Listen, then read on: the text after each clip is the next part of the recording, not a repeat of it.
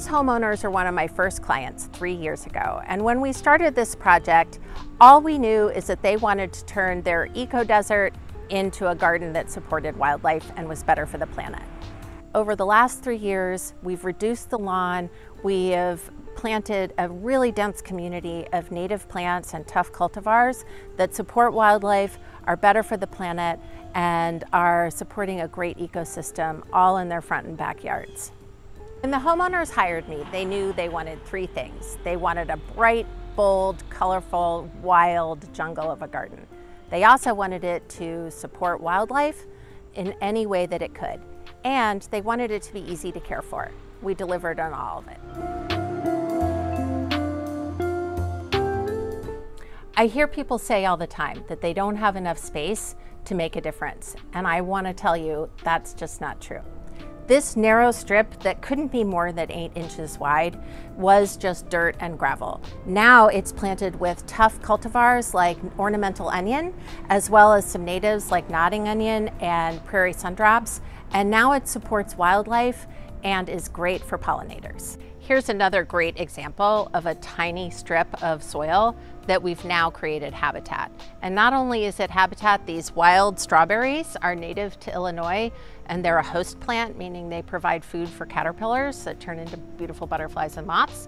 Their flowers are great for pollinators in the spring, and they produce edible fruit if you can beat the birds and the chipmunks to them. Many people think that they don't have enough sun to support pollinators, but I'm here to tell you that you can make a difference in part shade to full shade. This garden here is shady most of the day, and yet it's full of plants that are going to be blooming from early spring until late fall, especially the keystone plants. This part of the garden gets no sun throughout the day. And this, if you can believe it, is a native goldenrod. This is blue stem goldenrod, one of my all-time favorites. And in September, it is going to be covered in yellow blossoms that are going to feed the bees and essential pollinators before the winter comes. This is big-leafed aster. It's native to the woodlands of Illinois as well as much of the country, and it grows in sun to shade.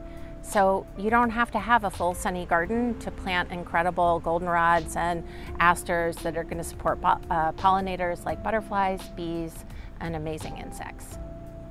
Keystones like this woodland sunflower and this short aster are incredible support for pollinators. They're also host plants, and these plants are really going to help wildlife in the fall when they're really searching for food. So keystones like asters, native sunflower, native goldenrod, I can't say enough how important they are for your garden. If you're not a homeowner or property owner and all you have is space on a balcony, you can grow natives and make a difference in a pot too. This is a planter planted with 95% natives, and these wild whitewood asters are a native plant that are going to provide an excellent food source for our pollinators in the fall. So all you need is a pot. Remember how I mentioned that the homeowners liked tons of color? Well, in this area we delivered. What was once an invasive burning bush is now full of native plants that are going to provide pops of color from early spring all the way into the fall. It is going to support butterflies, bees, birds, and all kinds of wildlife. This is one of the neatest parts about this garden, and it's been a work in progress over the last couple of years. Like I said, the homeowner wanted it to be like a wild, secret garden that reminded them of childhood, and this area is really neat. Come check it out with me.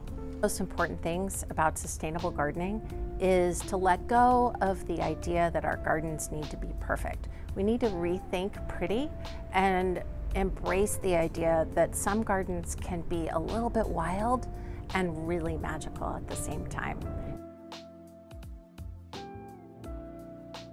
My name is Anna. Sam and I, my husband Sam and I, are the homeowners here, and it's been beautiful for the past 3 years to have watched our garden come up around us, because it offered community space, which is really important to us, and we also were very committed to having an amazing, as I like to say, space in which to be.